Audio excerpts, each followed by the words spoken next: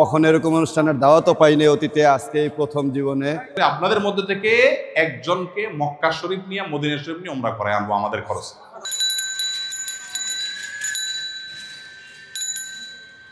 প্রতিদিন কাকডাকা ভরে যাত্রীর খোঁজে রিক্সা নিয়ে বের হন রিক্সা চালক ভাইয়েরা।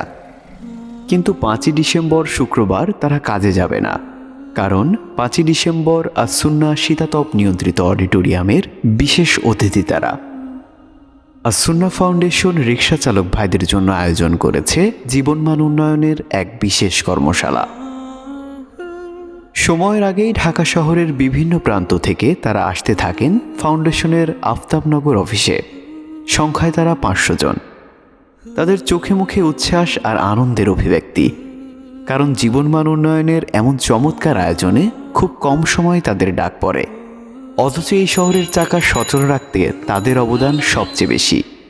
প্রবেশপথে ভেরিফিকেশন শেষে তাদের গলায় পরিয়ে দেওয়া হয় আইডি কার্ড।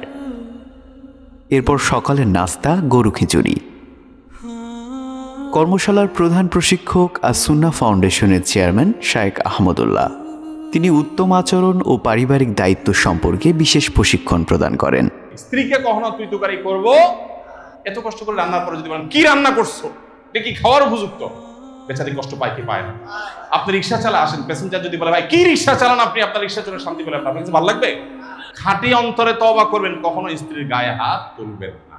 রিক্সা চালকদের স্বাস্থ্য ঝুঁকি ও তা থেকে উত্তরণের উপায় নিয়ে প্রাণবন্ত একটি সেশন গ্রহণ করেন জাতীয় হৃদরোগ ইনস্টিটিউট ও হাসপাতালের সহকারী অধ্যাপক ডাক্তার আশরাফুল আলম সুমন।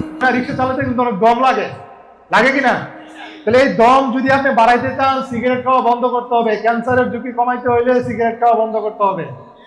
ট্রাফিক আইন নিয়ে বিশেষ সচেতনতা তৈরি করতে পাওয়ার পয়েন্ট প্রেজেন্টেশন দেন অতিরিক্ত উপপুলিশ কমিশনার মোহাম্মদ জিয়াউর রহমান। আপনারা আমাদের সহযোগিতা করবেন রাস্তায় ডিসিপ্লিন আনার জন্যে, নিয়ম শৃঙ্খলা মানার জন্যে। আমরা এই জিনিসগুলো আমরা মেনে চলবো, কি পারবো না? ইনশাল্লাহ।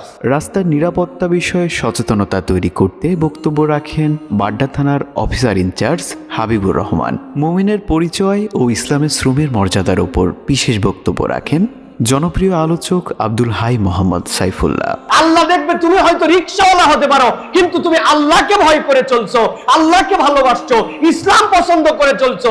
ওই রকম একদম টপ লেভেলের থেকে আল্লাহর কাছে এই ব্যক্তির দাম বেশি। সুবহানাল্লাহ। এছাড়াও প্রয়োজনীয় দ্বীনি জ্ঞান, স্বল্প আয়ে সঞ্চয়ের উপায় প্রভৃতি বিষয়ের উপর অর্ধদিনব্যাপী তাদেরকে বিশেষ প্রশিক্ষণ দেওয়া হয়। কর্মশালার ফাঁকে শরীর চাঙ্গা রাখতে চলে কফি পর্ব। একদম শেষে দুপুরের খাবার কাচ্চি। কর্মশালা শেষে রিক্সাচালক ভাইদের উচ্ছ্বাসময় অভিব্যক্তি আমাদের কর্মস্পৃহাকে বহুগুণ বাড়িয়ে দিয়েছে। গরিব রিক্সাওয়ালাদেরকে নিয়ে কেউ কখনো এরকম অনুষ্ঠান করেও না, কখনো এরকম অনুষ্ঠানের দাওয়াতও পাইনি অতীতে, আজকে এই প্রথম জীবনে। কিভাবে নিয়মমালায় চলতে হবে, কিভাবে নামাজ বন্দী করতে হবে, কিভাবে হালাল রুজি করে খাইতে হবে, মানুষের সঙ্গে কীভাবে আচরণ করতে হবে। আমি মনে করি এইরকম অনুষ্ঠান প্রতি মাসেই একবার করে করা উচিত। কারো মাল খুলে থুয়া গেলে তার মাল তার বুঝাই দেওয়া যাবে, দেওয়া লাগবে, এটা তো কর্তব্য, ইসলামের ক্ষেত্রে দায়িত্ব আমগো। শুধু অর্ধদিনের কর্মশালাতেই শেষ নয়, অংশগ্রহণকারীদেরকে 1 মাস বিশেষ তত্ত্বাবধানে রাখা হবে।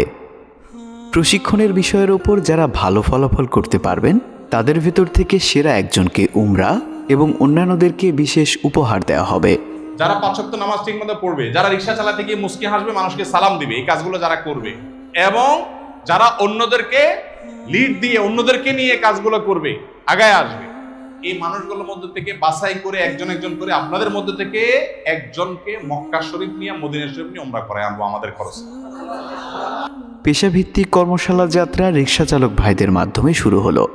ধীরে ধীরে ডাক্তার, ইঞ্জিনিয়ার, ব্যবসায়ী, ছাত্র, শিক্ষক ও অন্যান্য পেশাজীবীদের জীবনমান উন্নয়নে আমাদের এই কর্মশালা অব্যাহত থাকবে ইনশাআল্লাহ।